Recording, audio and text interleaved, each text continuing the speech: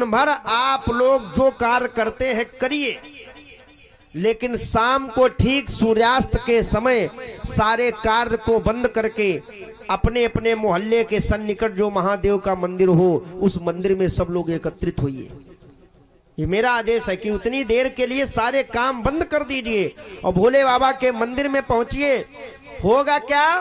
बोले वहां पर दीपोत्सव हुआ करेगा, हर मंदिर में दीप दान किया करेंगे हम लोग। और ये व्यवस्था मैं करूंगा, दीपक की व्यवस्था, घी की व्यवस्था, रुई की व्यवस्था, भोग की व्यवस्था, ये व्यवस्था हम करेंगे। ऐसा राजा ने डुमडुमी पिटवा दी और पूरे इलाके में शोर हो गया।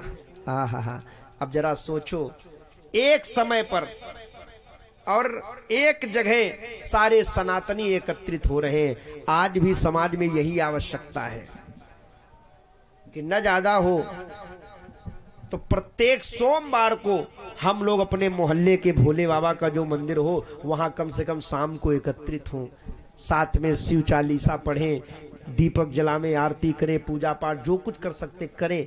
या हनुमान मंदिर हो, राम जी का मंदिर हो, कहीं भी कोई मंदिर हो, अगर शिव जी की आराधना कर सकते हैं, शिव चालीसा इत्यादि करें, हनुमान चालीसा करें। माने सप्ताह में नहीं ज्यादा भाई समय दे सकते, वैसे तो नित्य होना चाहिए कि प्रत्येक मोहल्ले में आरती पूजा हो रही तो हमें पहुंचना चाहिए। लेकिन विडंबना है, हमने यहाँ भी देखा अपने खालसे में सुबह आरती हो रही थी, कुछ लोग सो रहे थे लेटे लेटे, तो महाराज जी ने आज सबको उठाया, बोले आरती हो रही तुम लोग यहाँ लेटे हो?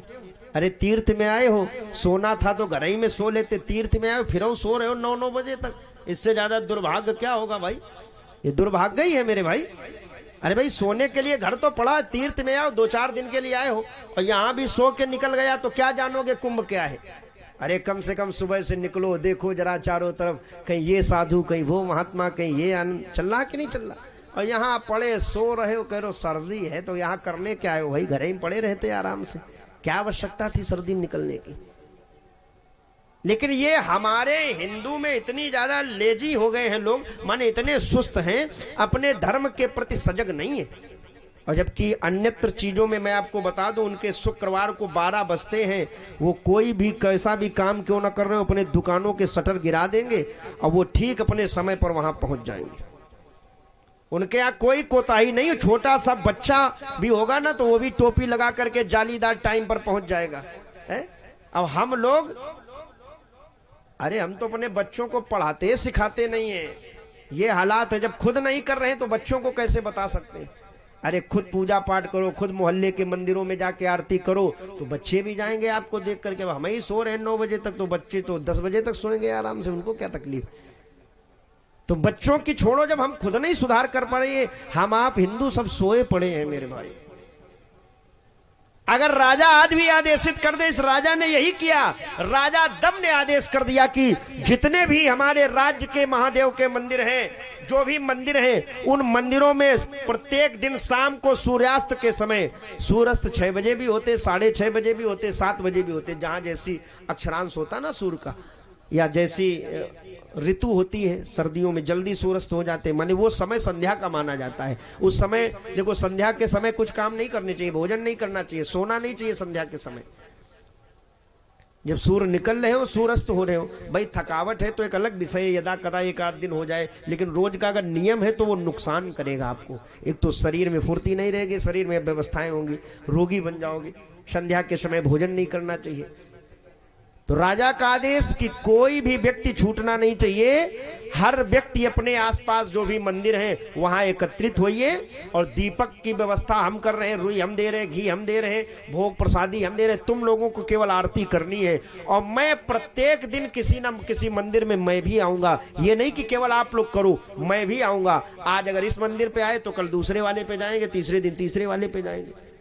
तो ये राजा दम ने नियम बनाया, तो धीरे धीरे इसके यहाँ की जो प्रजा थी, वो जो कुछ लोग नास्तिक भी थे, राजा के भय के कारण वो भी आस्तिक बन गए। यही होना चाहिए मेरे भाई। हम लोग भी प्रयास करो अपने जीवन में। बड़े बड़े नास्तिक लोग भी हैं ना, वो भी अंत में कहते नहीं नहीं कोई प्रकृति है, कोई परमात्मा है। बड़े बड़े डॉक्टर जब हमारे रोग को ठीक कर देते तो हम लोग उसका पैर पकड़ के क्या कहते हैं डॉक्टर साहब से? डॉक्टर साहब आपने बचा लिया, अगर आप न होते तो हम मर जाते। अच्छा सही बताओ, डॉक्टर साहब में बचाने की क्षमता है? अगर यदि डॉक्टर साहब में बचाने की क्षमता होती तो डॉक्टर साहब के घर में कोई नहीं मरता, सब जिंदा बैठे होते उनके यहाँ। लेकिन डॉक्टर साहब में भी ये सामर्थ्य नहीं कि किसी को बचा ले। डॉक्टर भी कहता है, जब आईसीयू में पेशेंट चला जाता है, ओटी में चला जाता है, ऑपरेशन थिएटर में, तो डॉक्टर भी कहते हैं भैया अब जरा भगवान से प्रार्थना करो, हम तो अपना कर्म कर रहे हैं। डॉक्टर कहता है हम अपना कर्म कर रहे हैं, भगवान से प्रार्थना ने, उसके ऊपर भी कोई है, वो भी जानता है। चाहे जितना नास्तिक व्यक्ति हो, लेकिन वो भी एक बार जरूर कहेगा कि नहीं कोई है।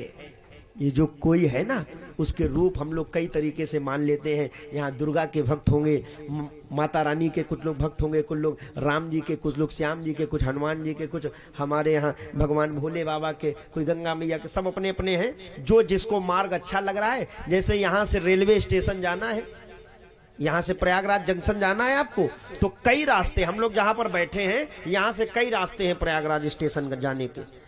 कोई शॉर्टकट है, कोई लॉन्ग कट है, कहीं बैरिकेडिंग है, कहीं खुला है रास्ता, लेकिन पहुंचाते सब प्रयागराज जंक्शन है। अब हमें जो मार्ग अच्छा लगे उसको पकड़ दो, पहुंच जाओगे प्रयागराज। यही तो है भाई, थोड़ा कुछ घूम के जाओगे, कुछ सामने चले जाओगे। ऐसे ही हमारे सनातन धर्म में जितने भी ये अखाड़े बनाए